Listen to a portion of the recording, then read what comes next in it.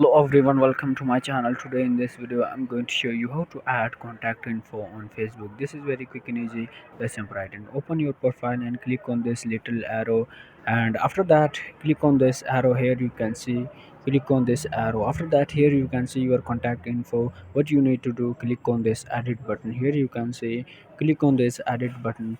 After that, here you can see your contact info. How to change your contact info? This is very quick and easy. Here click on this, here click on this lock icon. In this way you can change this your contact privacy. You can also public this contact, you can also private this contact. How to change this contact number and add new contact number? This is very quick and easy.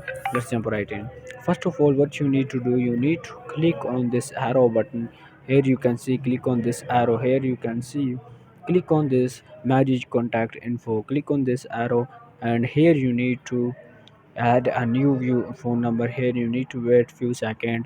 After that, here you can also add a new number. You can also add your recent number. Here you can also change your current number, and here you can also add a new number. In this way you can change your contact information on Facebook. Thanks for watching this video. You can also add a new email.